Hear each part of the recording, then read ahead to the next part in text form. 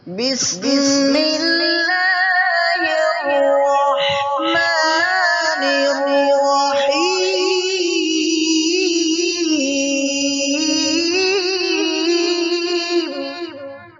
وبركاته. الحمد لله رب العالمين، والصلاة والسلام على سيدنا محمد وعلى آله وصحبه أجمعين. أما بعد، فقد قال الله تعالى في كلامه القديم والفرقان الحميد: بسم الله الرحمن الرحيم. إن خير من استأجرت القوي الأمين. صدق الله مولانا العظيم. அளவற்ற அருளாளன் நிகரில்லா அன்புடையவன் அல்லாஹுவின் பெயரை கொண்டு ஆரம்பம் செய்கிறேன்.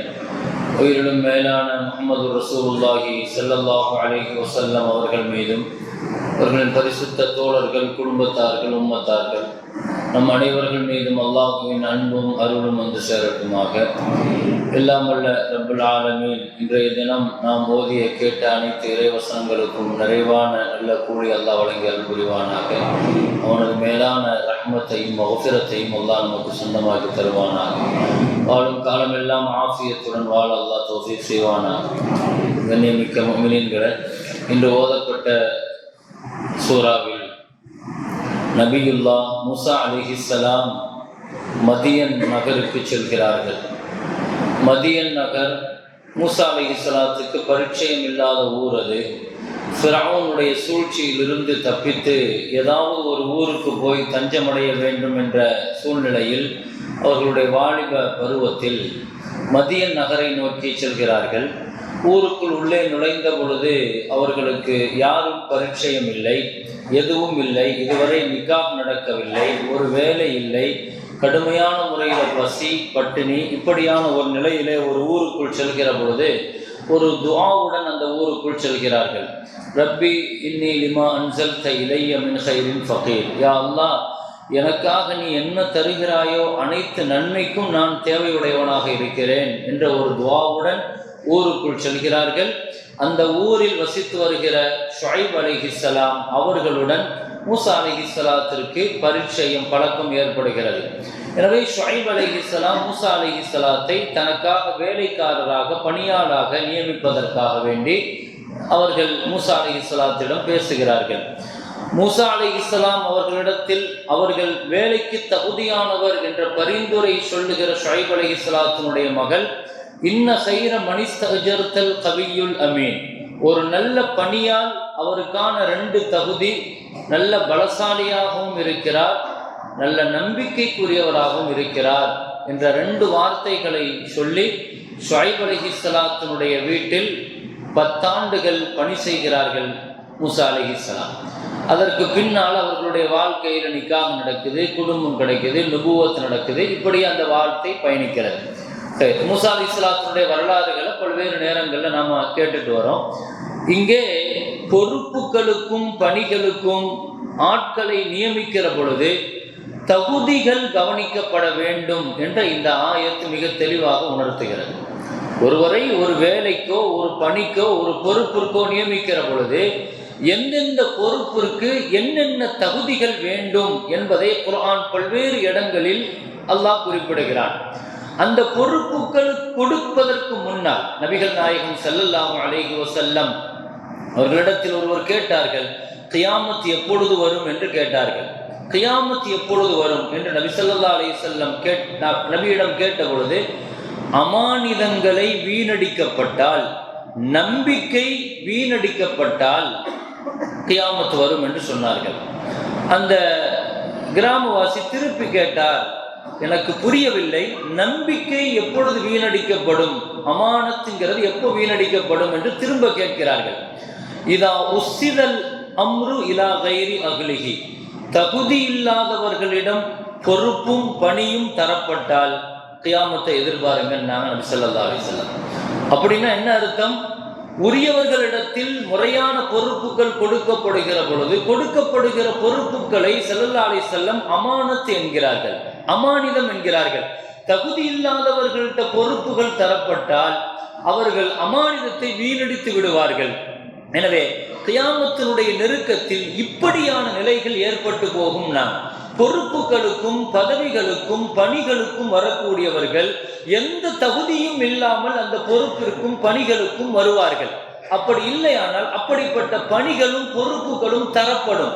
அதனுடைய விளைவாக பொறுப்பினுடைய கணத்தை, கண்ணியத்தை, மரியாதையை, அமானிதத்தை அவர்கள் முறையாக பேணாமல் அதை வீணடித்து நாசமாக்கி விடுவார்கள்.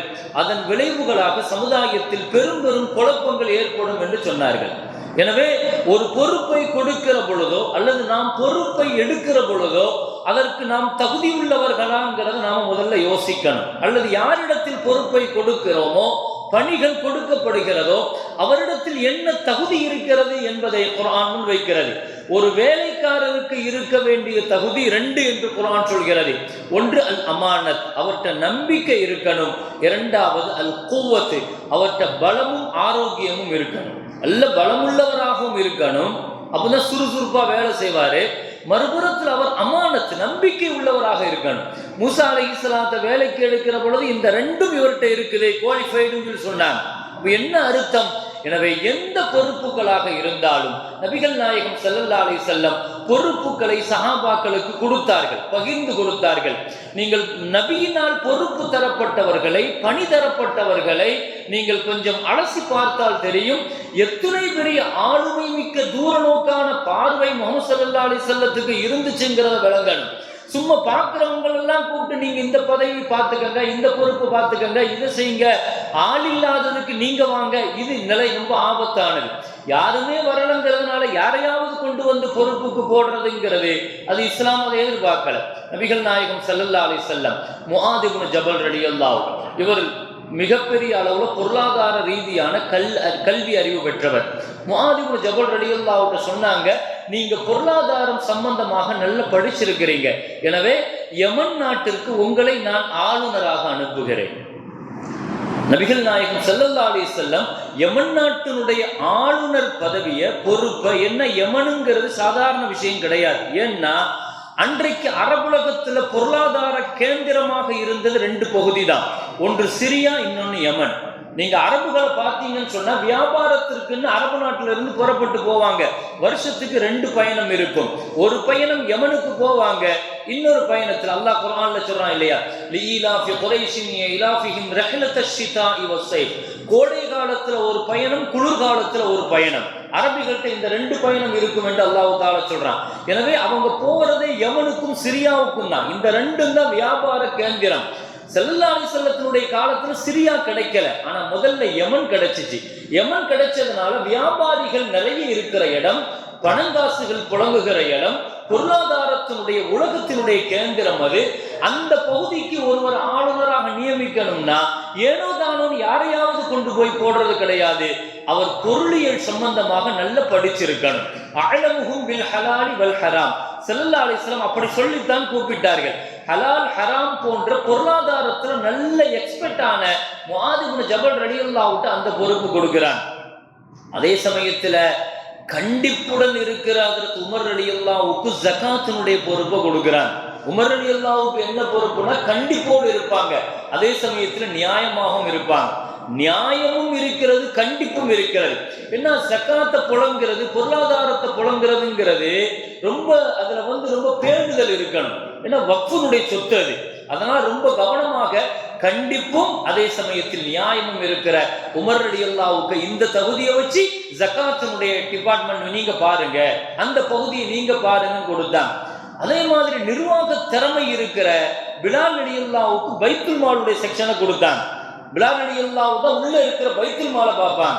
பிலால் ரலியல்லாஹு ஒவ்வொருவர்களையும் தனிப்பட்ட முறையில கவனப்படுத்தினாங்க. இவர்கிட்ட இந்த திறமை இருக்குது, இவர்கிட்ட இப்படிப்பட்ட ஆளுமை இருக்குது.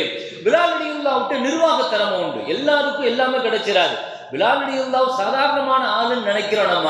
ஆனா ஸல்லல்லாஹு அலைஹி வஸல்லத்தினுடைய காரியதரிசியாகவும் மதீனாவினுடைய ஒட்டுமொத்த நிர்வாகத்தையும் பார்த்தது ரசூலுல்லாஹ் இருக்கும்போது பிலால் ரலியல்லாஹு பார்க்கிறாங்க. ஏன்னா அவங்கள்ட்ட நிர்வாக திறமை இருந்துச்சுங்கிறத, பெரிய பெரிய வியாபாரம் எல்லாம் பின்னால செய்தாங்க. லட்சக்கணக்கான அளவுக்கு காசு பணங்கள் புழங்குகிற பின்னால ஒரு காலம் வந்துச்சு. ஒரு 80,000 ரூபாய், 1 லட்சம் ரூபாய் எல்லாம் ஸல்லல்லாஹு அலைஹி வஸல்லம் பிசினஸ்ல வியாபாரத்துல போட்டாங்க. அதெல்லாம் பிலால் ரலியல்லாஹுனுடைய அந்த பொருளாதார டிரான்சாக்ஷனை பார்த்தீங்கன்னா பிலால் ரலியல்லாஹு தான் மீடியேட்டரா வச்சு ஸல்லல்லாஹு அலைஹி வஸல்லம் பண்ணாங்க பெரிய வியாபாரங்கள் எல்லாம். எனவே ஒரு நிர்வாகத்திறனுக்கு பிலால் ரலியல்லாஹு.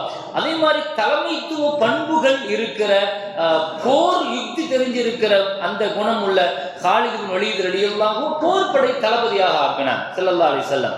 அதே மாதிரி தண்டனைகள் நிறைவேற்றுவதற்குன்னு சொல்லி ஒரு சஹாபியை போட்டிருந்தாங்க, அதற்கு அனஸ் ரலியல்லாஹு. யார் விபச்சாரம் செஞ்சுட்டா தண்டனை நிறைவேற்றுறது, மது குடிச்சிட்டா கசையடி கொடுக்கிறது, தண்டனை என்ன. அனஸ் ரலியல்லாஹு மனசளவுல ரொம்ப உறுதியானவங்களாம், ரொம்ப உறுதி. ஏன்னா இந்த மாதிரி தண்டனைகளை நிறைவேற்றும் போது இறக்கம் வந்துடக்கூடாது. அல்லாஹ் குர்ஆன்ல சொல்றான், அல்லாஹ்வுடைய சட்டத்தை நிறைவேற்றுறதுல நீங்க உங்க இறக்கமும் காட்டக்கூடாதுங்கிற அல்லாஹ்.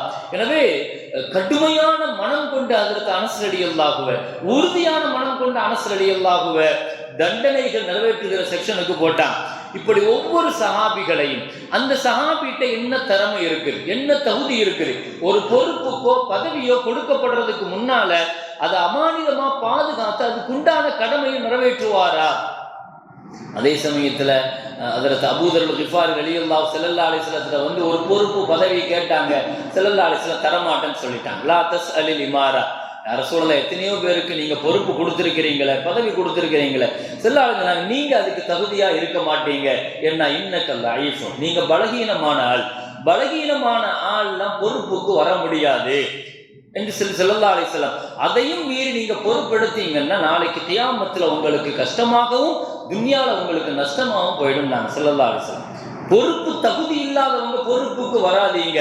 பொறுப்பு என்பது கண்ணியமானது, கனமானது, அது அமானிதமானது. உங்களுக்கான தகுதி இருக்குதாங்கிறத யோசிங்க. இது மூலமாக ஒரு 30% நன்மை சம்பாதிக்க முடியும்னா 70% பாவத்தை சம்பாதிச்சிடக்கூடாது. நாளை கியாமத்துல பொறுப்பை வச்சு 30% நம்ம நன்மையை சேர்த்திருப்போம், 70% பாவச்சுமைகள் சுமந்தா இது ஒண்ணும் இல்லாம போயிடும். எனவே பதவிகளும் பொறுப்புகளும் அல்லாஹ்ட்ட ரொம்ப கவனமாக விசாரிக்கப்படக்கூடிய விஷயம். ஒண்ணும் இல்லை, 2 சஹாபிகளை நீங்க பாருங்க, ஹஜ்ரத் உமர் இப்னு கத்தாப் ரலியல்லாஹு, ஹஜ்ரத் உஸ்மான் ரலியல்லாஹு. கிட்டத்தட்ட 2 பேருமே ஒரு 12 வருஷம் கிலாஃபத்தினுடைய ஆட்சி செஞ்சவங்க. ஒரு சற்றேறக்குறைய கொஞ்சம் முன்ன பின்ன இருக்கலாம். ஆனா உமர் ரலியல்லாஹுடைய ஆட்சி ஒரு 10-11 வருஷம் அவ்வளவு கடுமையாக இருந்தது. யாரும் தவறு செய்ய முடியாது, சட்டம் ஒழுங்கு அவ்வளவு கடும் பிடியில் இருந்துச்சு அவங்களுடைய குணத்தை போலவே. ஆனா அதே மறுபுறத்துல நீங்க உஸ்மான் ரலியல்லாஹுடைய 12 வருஷம் ஆட்சியை பாருங்க. ஒரு 6 வருஷம் சரியா இருந்துச்சு, பின்னால உள்ள 6 வருஷம் உருக்குலைஞ்சு போச்சு இஸ்லாமிய அரசு. இஸ்லாமிய கிலாஃபத்துல இஷ்டத்துக்கு தடி எடுத்தவங்கலாம் தண்டக்காரங்கிற மாதிரி எல்லா ஆளுநர்களும் ரவுடிகளா மாறிட்டாங்க. கடுமையான முறையில தப்பு செய்யறவனா, விபச்சாரம் செய்யறவனா, கொலைகாரர்களாக ஆளுநர்கள் அப்படி மாறினாங்க. உஸ்மான் ரலியல்லாஹுடைய கண்ட்ரோலுக்கு கிடைக்கல. 6 வருஷம் தான் கையில இருந்துச்சு, பின்னால உள்ள 6 வருஷம் உஸ்மான் ரலியல்லாஹுக்கு ஆட்சி முழுமையான கண்ட்ரோல் கிடைக்கல. இஸ்லாமிய கிலாஃபத்துல பிரச்சனைகளும் குழப்பமும் ஆரம்பிச்சது அங்க இருந்துதான். என்ன காரணம்? கடைசி 6 வருஷம் உஸ்மான் ரலியல்லாஹு ரொம்ப திணறிட்டாங்க, கண்ட்ரோல்ல எடுக்க முடியல. என்ன ஆளுநர்களை வச்சுதான், ஆளுநர்கள் கிட்டத்தட்ட முதலமைச்சர்கள் மாதிரி, ஒரு மாகாணத்தினுடைய முதலமைச்சர்கள் மாதிரி ஆளுநர்களை வச்சுதான் ஆட்சியை கையில் எடுக்க முடியும். ஆனால் இவர்களே குற்றவாளிகளா ஆயிட்டாங்க, இவங்களே ரவுடிகளா மாறிட்டாங்க. என்ன காரணம்? எல்லாமே உஸ்மான் ரலியல்லாஹுவினுடைய குடும்பத்தோடு பின்னி பிணைந்திருக்கிற உஸ்மான் ரலியல்லாஹுடைய குடும்பம். நிறைய உஸ்மான் ரலியல்லாஹுடைய குடும்பத்தினர்கள் இதுக்கு என்ன எழுதுவாங்கன்னா 2 காரணம் தான். ஒண்ணு, உமர் ரலியல்லாஹு பொறுத்த வரைக்கும் சுபாவமே கடுமையான சுபாவம். உஸ்மான் ரலியல்லாஹுடைய சுபாவம் ரொம்ப இரக்க குணம் உள்ள சுபாவம், ரொம்ப இரக்கமான சுபாவம். அதுவே அவங்களுக்கு பெரிய நெகட்டிவான விளைவை ஏற்படுத்திருச்சு. உமர் ரலியல்லாஹு எல்லாம் குடும்பத்துக்காரன் யாராவது தப்பு செஞ்சா உடனே ஸ்பாட் பனிஷ்மெண்ட் கொடுப்பாங்க, கடுமையான தண்டனை. மற்றவனுக்கு ஒரு அடி கொடுத்தா குடும்பத்துக்காரன் தப்பு செஞ்சா 2 தண்டனை பன்மடங்கா கொடுப்பாங்க. ஆனா உஸ்மான் ரலியல்லாஹு பொறுத்த வரைக்கும் இறக்க குணங்கிறதுனால உடனே கடுமையா தண்டிக்க மாட்டாங்க, உபதேசம் பண்ணி விட பார்ப்பாங்க. அதையே அவங்களுக்கான அட்வான்ஸா எடுத்துக்கிட்டு தப்பு செய்ய ஆரம்பிச்சாங்க, ஆளுநர்கள் தவறு செய்ய ஆரம்பிச்சாங்க. ஒரு கட்டத்துக்கு மேல ஆளுநர்கள் தவறு செய்கிற பொழுது தண்டிக்க முடியாத ஒரு நிலைக்கு வந்துட்டாங்க உஸ்மான். ஏன்னா ஒரு ஆளுநரை தண்டிச்சான்னா அந்த மாநிலமே அப்படியே என்ன செஞ்சிரும்னா உருக்குலைஞ்சு அவங்க கைக்கு கிடைக்காம போயிடும். ஏன்னா ஒரு முதலமைச்சர் பொறுப்புல இருக்கிறாங்க, ஒரு முதலமைச்சர் பொறுப்புல இருக்கிறவங்களே தவறு செய்யும்போது அவங்கள பிடிச்சி தண்டிக்கிற பொழுது என்ன ஆயிடும்? கைமீறி போயிடுச்சு. இது விளைவுகள் என்ன? ஒரு 3000 ரவுடிகள் மதீனாவுக்குள்ள நுழைஞ்சி உஸ்மான் ரலியல்லாஹு கொலை செஞ்சுட்டு தான் போனாங்க கடைசியா. அவங்களுடைய இந்த இறக்க குணத்தை சுபாவத்தை பயன்படுத்தி தவறு செய்கிற குற்றவாளிகள் ஆட்சிக்கு வந்து இஸ்லாமிய ஹிலாஃபத்தையே சின்ன பின்னமாக்கிட்டாங்க. கடைசியில ஒரு 30 வருஷத்துல அந்த ஹிலாஃபத் செதஞ்சு போச்சு. அப்போ இங்க ஒரு யோசிக்கணும், பொறுப்புகளும் பதவிகளும் வருகிற பொழுது அந்த பொறுப்புகளுக்கான பதவிகளுக்கான சில விஷயங்கள் இருக்குது. அந்த தகுதியும் தகமைகளும் கவனிக்கப்பட வேண்டும் என்பது இஸ்லாமிய வரலாற்றில் மிக முக்கியமாக முன்வைக்கப்படுகிறது. உஸ்மான் ரலியல்லாஹுவுடைய பதவியும் பொறுப்பும் ரசூலுல்லாஹ்வால் அங்கீகரிக்கப்பட்டது. இப்படி ஒரு முடிவு வரும் உஸ்மான் என்று ஸல்லல்லாஹு அலைஹி வஸல்லம் சொல்லிட்டாங்க. இந்த உம்மத்து உஸ்மான் ரலியல்லாஹுவை ஏற்றுக்கொண்டு இஜ்மாவாக கலீஃபாவாக கொண்டு வந்து வச்சுச்சு. ஆனால் 12 வருஷம் இப்படி ஆட்சி செய்த உஸ்மான் ரலியல்லாஹுவுடைய இறக்க குணம் ஒரு ஆட்சியாளருக்கு எப்படிப்பட்ட நிலையை ஏற்படுத்தி தருதுங்கிறத நம்ம உஸ்மான் ரலியல்லாஹுவுடைய வாழ்க்கையிலிருந்து பாடம் படிக்கணும். எனவே பதவிகளும் பொறுப்புகளும் வருவதற்கு முன்னால் உங்களுக்கான தகுதியை சுய பரிசோதனை செய்யுங்கள். வாசுரு தஅவானா அல்ஹம்துலில்லாஹி ரப்பில் ஆலமீன். اللهم تقبل منا صلاتنا وصيامنا وقيامنا وركوعنا وسجودنا وتضرعنا وتخشعنا وتمم تقصير أعمالنا وتجاوز عنا سيئاتنا وتوفنا مع الأبرار. صلى الله وسلم على سيدنا محمد وآله وصحبه أجمعين والحمد لله رب العالمين. صلى الله على محمد صلى الله عليه وسلم. صلى الله على محمد صلى الله عليه وسلم. صلى الله على محمد يا رب.